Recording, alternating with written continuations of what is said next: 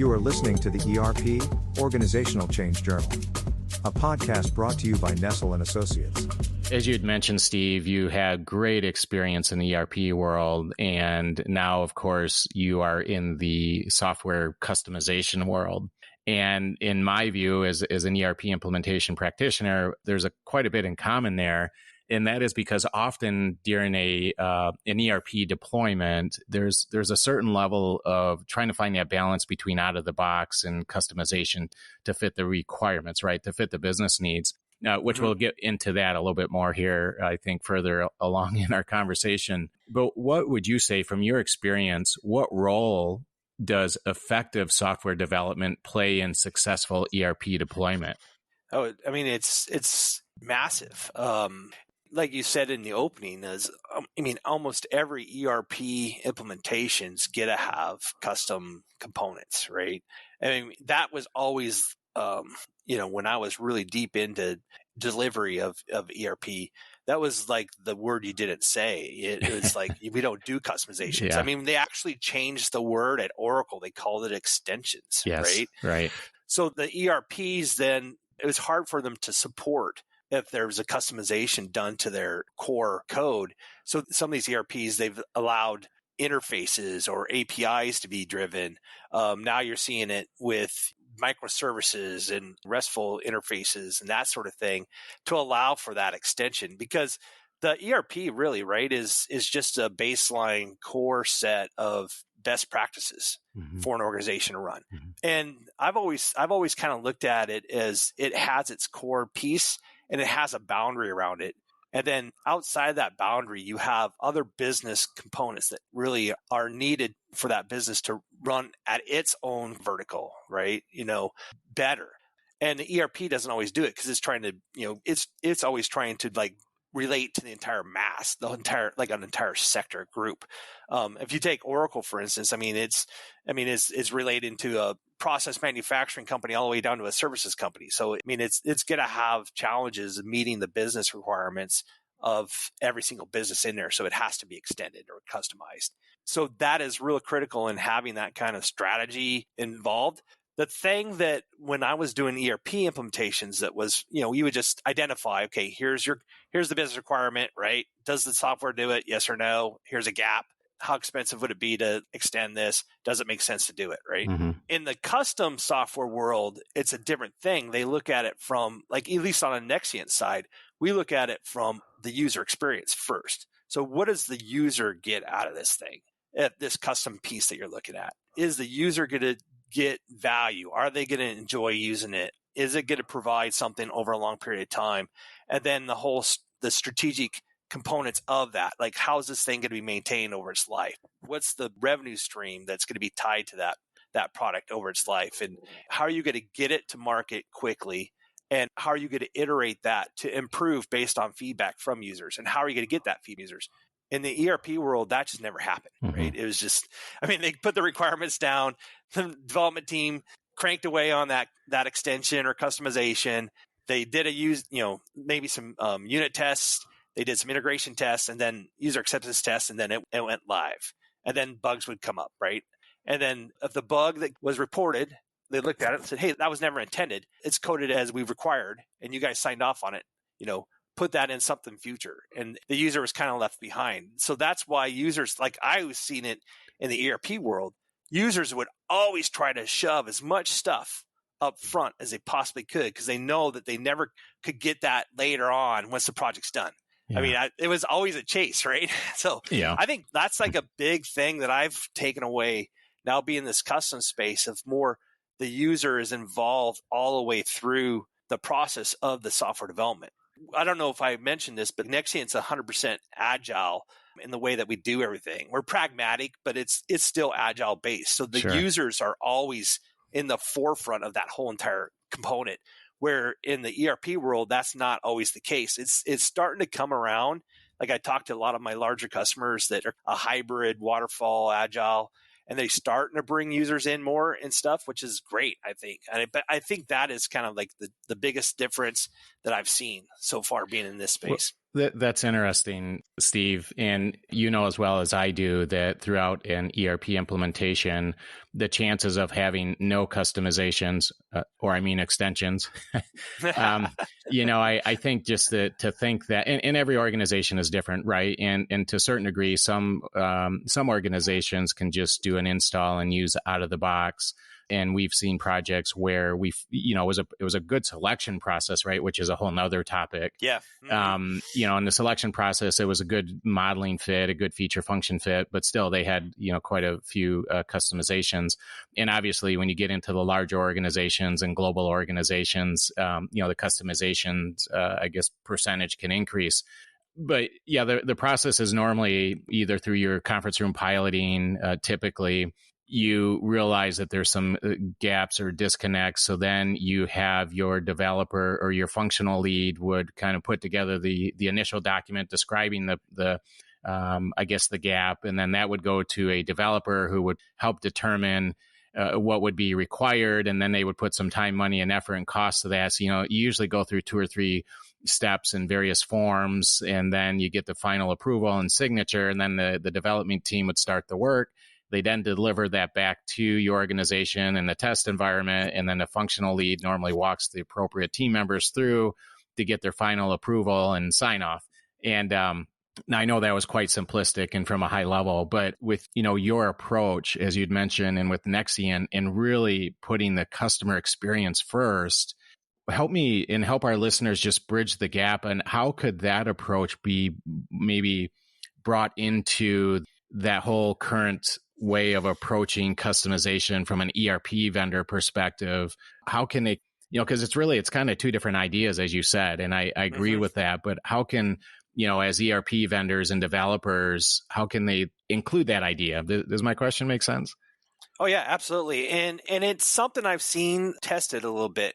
I was doing a big project. We were implementing Oracle at a large gaming company up in Seattle. And they had some major extensions they were working through, and they were running those pieces through an Agile process, right? Mm-hmm. In the meantime, we were on the parallel side, we were doing the full-on Oracle implementation.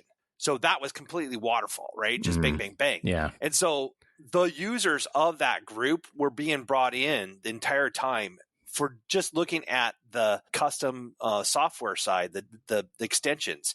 And they're going through that while we're just kind of cranking through. But the part that is challenging is, when do you connect it, right? Yeah. So the ERP is not ready. The software is ready, right? The custom software is ready. And you got users looking at that on the go, on the fly, as quick as possible. I think that the way that ERP needs to get there is to somehow kind of catch up on the software development end of things, where they can provide some sort of an environment that would mimic what's going to be at the end, but it's not there yet, because ERP side takes a long time to implement, right? Mm-hmm. So it's not there yet. They haven't passed the unit test cycle or whatever, but it's a development environment that then that development team can then work in and have the users. So the cycle that we go through is, after it's kind of been designed, whatever, the users are involved in the whole process through there. So it's similar, right, so far. Mm-hmm. But then code's written and the users start using it as quick as possible. So you have like some prototyping or some, proof of concept stuff going on.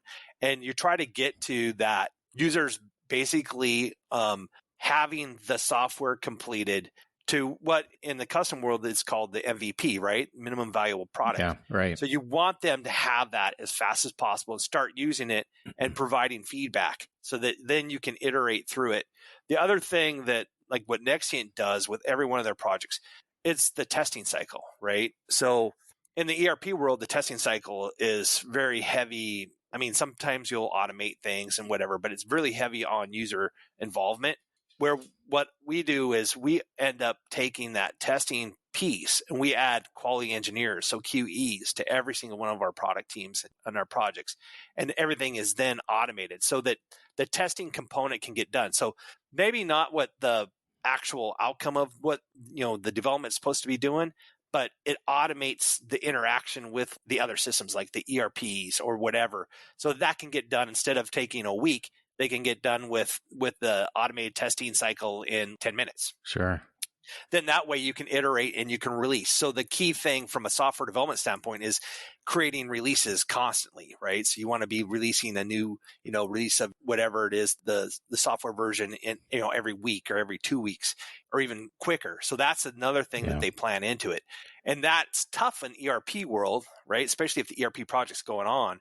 So I think that's the struggle. And I think someone will figure that out, is how can you work the two worlds together to be efficient, right? Yeah. So you're essentially running your development more in parallel with your testing versus sequentially with your end users, and you're doing it in shorter sprints, right? Shorter interventions. And we actually have a concept that's not on the ERP side, but we call it dual track Agile, right? Where we'll have the development side happening, and then we'll have the design side happening. So the design side will be happening like 2 weeks in advance, and then the development side will be happening right after that, and then it'll just be continually going. So it's almost like it's going just all at the same time, but it's a 2-week jaunt between, and that actually creates even more velocity of the development cycle. And the users are all involved constantly in the Agile process because of all the different types of meetings and different readouts and all that kind of stuff that they have. So they're very involved and very, committed to the development side of things. Whereas an ERP, sometimes users are, I hate to say it, but they're almost looked at as, the evil side of things, right? Or a unnecessary component that's required. Whereas I think if the ERP can bring in users more and get them involved more, I think they would have more success, but it's tough, right? Because users have a full-time job. So yeah. And, and it depends on obviously the extent of the customization or extension. Right. Some are much more, I would say, sophisticated than others. And, some of these extensions they can address in a day or two, and sometimes it could take months. Right. Obviously, if you run into a lot of customizations that take months, then you may have bigger issues with your ERP selection, in my view. Oh, yeah. There was a project that I did. It was for a large county project. It was like a 3-year implementation, and I was the development manager on it. So I managed all the developers on that. And I had 65 developers, and I had pages and pages of different development components that were needed to get done. It was a serious challenge. And getting users involved was like the impossible task. So that's where ERP has its trouble, right? Yeah, the end user engagement and really trying to include them in that whole development process as often as possible. Based on your, I guess, this idea of an end user experience centric focus, how would you define success then for a software development project or product? What does success look like for you and your team at Nexient? Yeah, that's a great question, honestly.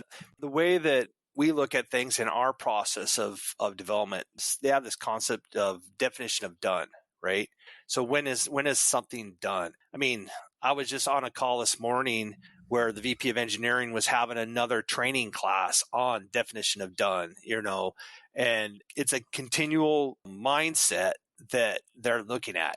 I think that the biggest difference that I can tell you is it's a concept of project. So like you have the ERP project, right? Defined scope, requirements, timeline, dollars, all that stuff, right? Is done between this date and that date. That's what they're looking. That's the project, right? Versus custom software development, they look at it from a product perspective. So it's a subtle thing, but it really changes what your, I think, definition of success is. So a project would be, I'm going to get X number of my requirements done with user acceptance testing completed by this date. If I hit that within budget, I have a successful project, right? Thing goes live. Versus a successful product, or custom software development would be the outcomes that I was looking to get from this, this custom piece of software. I hit those outcomes, this much revenue gain or whatever it was, or this reduction in expenses, whatever those outcomes were. That's how you measure, to me, a successful custom software development project. I got this much user engagement, whatever that is. And so it's something that's subtle, but it's what we look at Nexient. It's powerful though. Yeah, it's exponential. We call it the product the product mindset, right? So Yeah. we're looking at the product, and the product starts with the user experience and then goes from there. And it Yeah. really comes down like the way that we actually do like our implementations. An ERP implementation, it used to be the old adage that the consulting company would drive the bus up and all the consultants would get off, and you have to have a huge space for them to work and get all that stuff done, right? And it worked, right? It was just like roll your sleeves up and just start cranking away, versus the way that Nexient has kind of come, and I think it's where they make their difference. They have this concept called development at the speed of startup. So the guy that started Nexient, he came from Silicon Valley, and he looked at how come startups can get things done so fast, right? And it's because they have a pure focus on whatever that product was they're trying to get out the door. Everybody in the entire organization, so let's say it's a team of 8, right? Team of 10. They're all hyper-focused on getting that product out and making the user experience amazing, so that then they can make their money and they can get, say, hey, look how many people we have. Give me, $100 million and, we're all going to be happy, right? So they take that concept now and say, okay, how can we do this, say, to a big company like UPS or, something like that, some huge enterprise? How can they develop at the speed of startup? And everything we do at Nexient's in what we call product teams. Now, the ideal product team from a Nexient perspective is like they have a UX, UI kind of component in there, so 2 or 3 people. They have a product person in there, so a product owner, product manager, those kind of people. That product owner is someone that is kind of critical because they relate to what the business is trying to get out of that product. What are those outcomes they're looking at to make sure that this thing's successful. Then you have the Agile component, which is your Scrum Master side. They're the task master of the whole thing. Sure. Then you have your engineering teams, and then you have your QE, and then you have your DevOps. So that team itself is self-contained, right? Yeah. So they don't need to be like micromanaged. They've got the product that they're going to be delivering, and they go at it. And that's how they've brought that startup mentality into software development, even in an enterprise level. So it's pretty interesting. Right. It's fascinating to me. And it's some conversations I have with all these companies all the time. Sometimes it blows their mind and it's hard for them to grasp the concept, but it does really work. We have a ton of use cases of where that has happened.